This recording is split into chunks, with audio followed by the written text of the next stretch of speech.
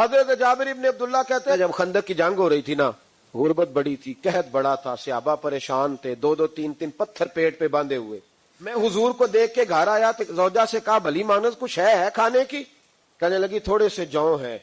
تو میں نے کہا پیسو گی تو کتنی روٹیاں بنے گی؟ کہنے لگی 2 3. کہنے لگے سالن. تو زوجہ کہنے لگی اگر وہ بکری کا بچہ ذبح کرو تو 3 4 بندوں کا سالن بھی بن جائے گا.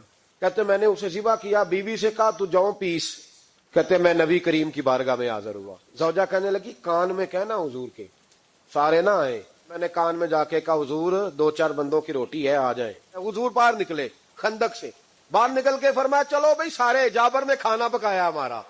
حضرت جابر کہتے میں نے دوڑ لگائی گھر آ گیا اور میں نے کہا تجھے تیری مار ہوئے، حضور تو 1000 سے زیادہ بندہ لے کے آ رہے. تو کہتی تو نے کہا نہیں تھا نبی پاک سے 4 5 بندوں کا ہے. حضرت جابر کی زوجہ کا عقیدہ سنو.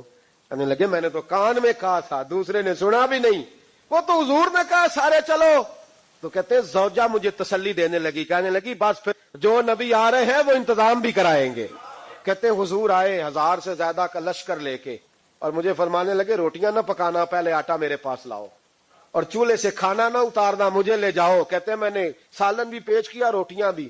حضور نے تھوڑا سا لواب دہن آٹے میں ڈال دیا، تھوڑا سا لواب دہن ہنڈیا میں ڈال دیا، فرمایا اب نکالتے جاؤ اور کھاتے جاؤ.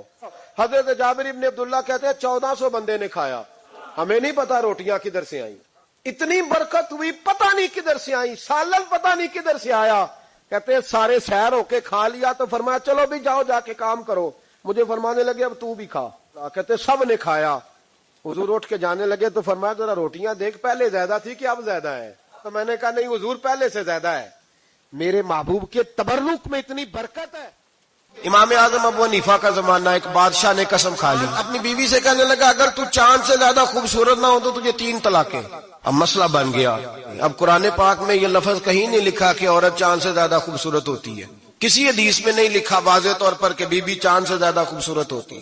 علماء کوفہ بیٹھ گئے، علماء بغداد بیٹھ گئے، علماء مصر بیٹھ گئے. بادشاہ تھا اور پھر جو اس کی بیوی تھی وہ بھی ایک بادشاہ کی بیٹی تھی. اگر یہ طلاق ہو گئی تو 2 ملکوں کی جنگ چھڑ جائے گی، حالات خراب ہو جائیں. علماء پریشان ہیں کہ جائیں تو کدھر جائیں. لوگ پریشان ہوتے ہوتے امام اعظم کے پاس چلے گئے. کہنے لگے سارے مولوی کہتے ہیں طلاق ہو گئی، آپ بتائیں. امام صاحب کہنے لگے کوئی نہیں طلاق ہوئی. کہا کیوں؟ فرمانے لگے اللہ کا قرآن کہتا ہے لقد خلقنا الانسان فی احسن تقویم.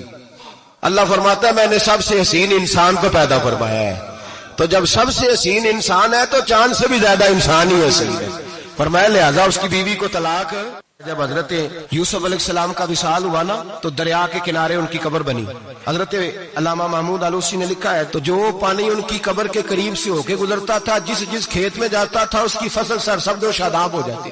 وہ دوسری سائڈ والے شور کرنے لگے، کہنے لگے تمہارے کو اکیلے کے نبی تو نہیں تھے نا، ہمارے بھی پیغمبر ہیں.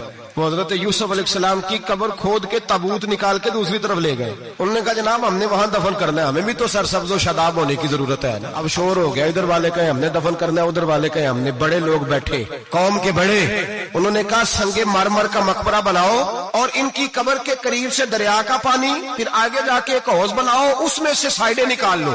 وہاں حضرت یوسف علیہ السلام کی قبر کے قریب سے پہلے چھوٹا سا راستہ نکالا گیا پانی کے لیے، پھر آگے جا کے ایک بڑا تالاب بنایا گیا، پھر چاروں طرف وہاں سے پانی جاتا تھا. جہاں جہاں پانی جاتا تھا اللہ سرسبز و شاداب کر دیتا تھا سارے علاقے کو.